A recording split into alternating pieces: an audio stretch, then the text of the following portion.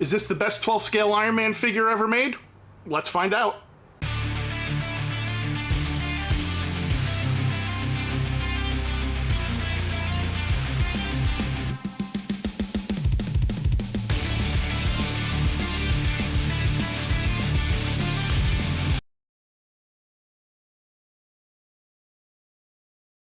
What's going on, everybody, and welcome back. As I said, I've got for you the Threezero DXL Iron Man Mark 43 from Age of Ultron.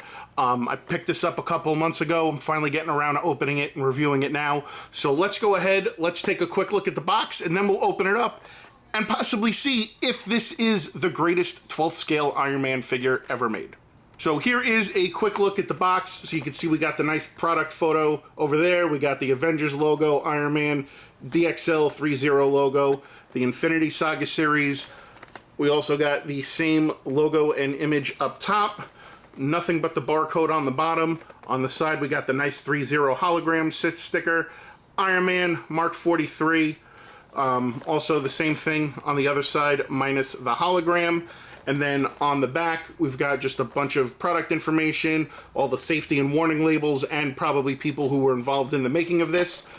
Then we go ahead and we open it up, and then you can obviously see more product photos. Again, the logo, the Iron Man Threezero DXL logo, the Infinity Saga logo, and then the nice window right there where you can see all the accessories and the figure itself. So, without further ado, let's get this unboxed. Alright guys, let's get it unboxed.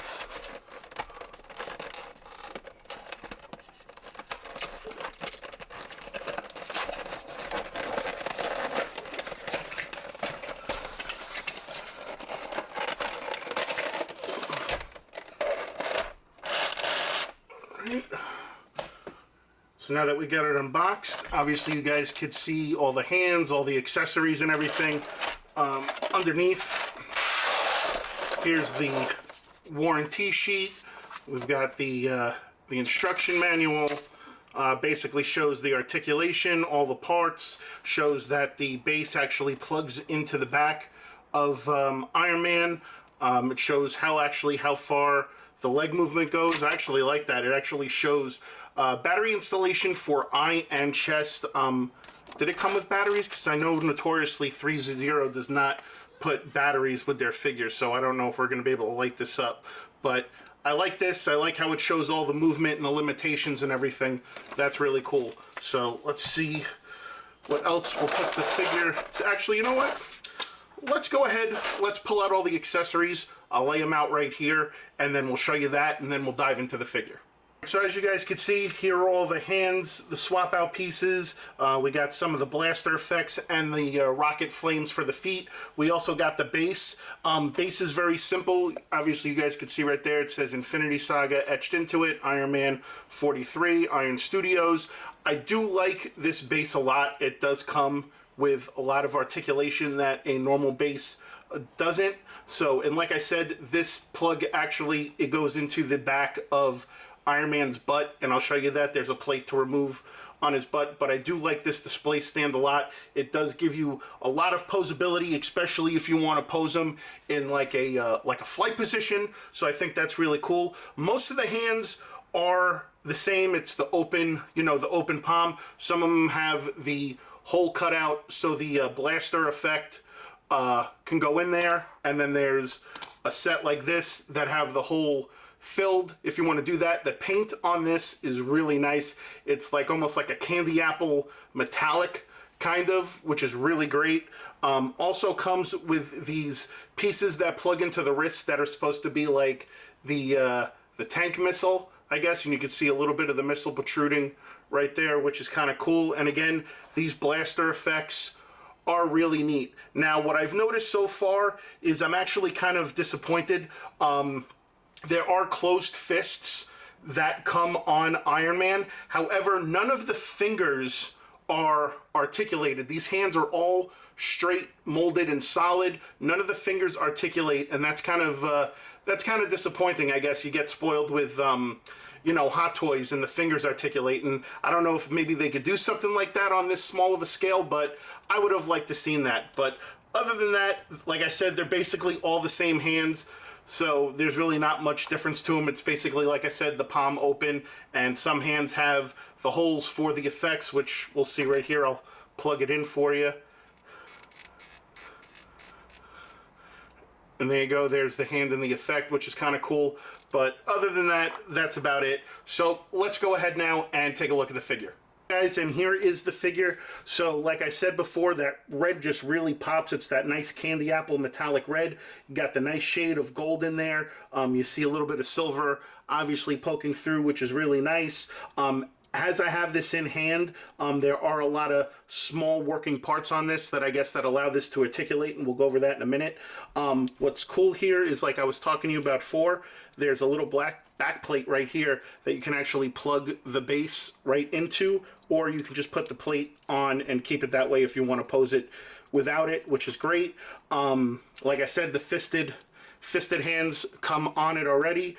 And then, yeah, I mean, other than that, the paint is nice. It does have some weight to it because it is partially die cast. The weight is like literally about I feel like from the waist here down to about the knees.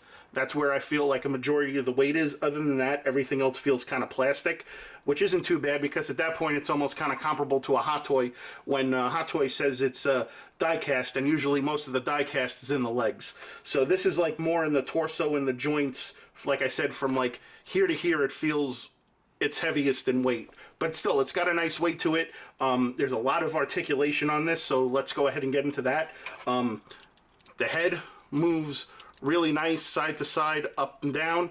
The shoulder pads actually come up, so the arm can do a full 360, but this is about as high up as the arm goes, because again, the joints right there, as you can see, like part of the chest plate comes out. You also got this piece right here in the leg, the shin, I guess if you want to call it like a thigh plate, actually comes out, so you can actually move the leg up, which is great. So the leg up goes up that high. It only goes back yay far because this piece starts hitting the butt area, so it kind of hinders the leg to go back. Let's go ahead and put that back like that. There is a little bit of rotation with the thigh. The knees are double jointed, which is great. And there's also toe pivoting. And the ankle pivots really nicely. And again, these flaps open up that allow you to do, because it looks like it's on a ball joint, as you can see, but really nice articulation. The ab crunch going forward is really good. Going back, obviously it stops right there. It catches it, but pretty cool articulation wise. I just wish maybe the arms went up a little bit more, but that's just me. But that's something I can get past because overall I really like this figure, and I think it's kind of cool. So let's go ahead and let's see what kind of poses we can get this in. All right, guys, and there you go. You could actually see the very first pose that we got him in.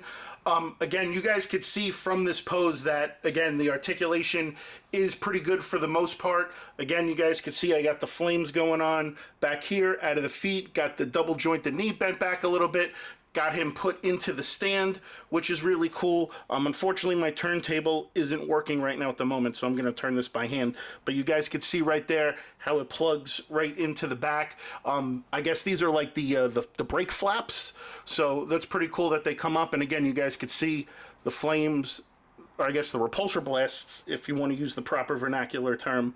But again, this is really cool, and I like the way I pose this one. I might actually keep him in this pose. I kind of like that. So, all right, let me go ahead and let me try to get him into one more pose.